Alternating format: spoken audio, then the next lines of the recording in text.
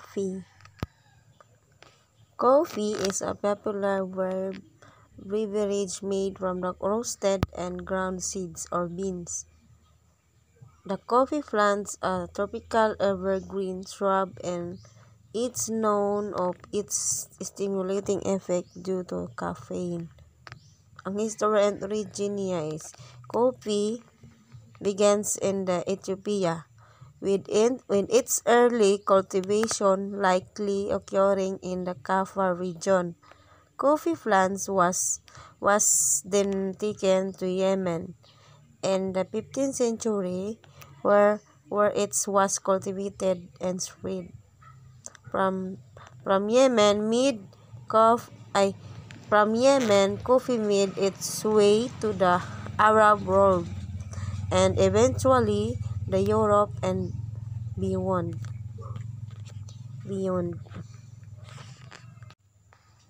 Botanical definition niya is kingdom vegetable. Ang class kay Dicotyledonea, ang subclass kay Symphytel, ang order is Rubiales, ang family is Rubiaceae, ang genus is Coffea, ang species niya wala ko nabutang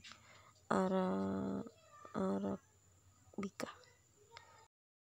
Ang soil requirements niya is fertile where draining soil, particularly loamy soil with a good balance of sand, silt, and clay. Ideal soil for coffee cultivation are deep and rich of organic matter. Climatic requirements. Coffee cultivation thrives in cold to warm, tropical, and subtropical climates with temperature and rainfall being the most crucial factors. Optimal temperature for Arabica coffee range 18 to 22 degrees.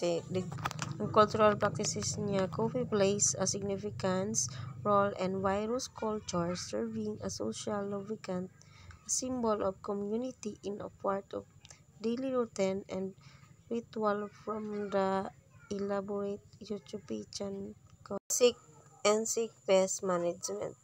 Ang root mealybugs kay sustainable APM strategies include planting healthy seedling and monitoring indicator plants and conserving natural enemies. Ang number 2 is coffee scale, mineral oil, carbaryl, and traditional method like tobacco infusation can be used to control product.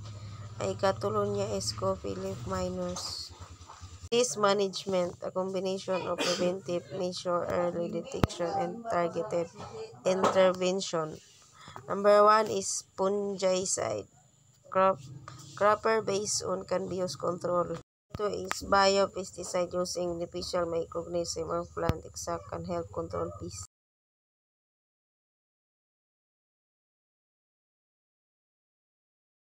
Nutrient content 2 to 3 calories or 0.03 grams of protein, 0 grams of carbohydrates, and 0 grams of fat. It's also provide a small and magnesium and some B vitamins like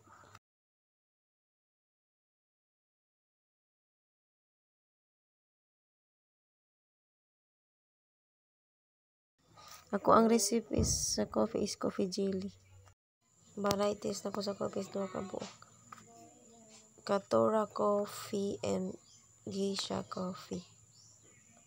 Ang Caturra coffee is known as the smaller increased fruit production. Ang geisha coffee is a coffee tree that originated in the Gore Geisha, Ethiopia.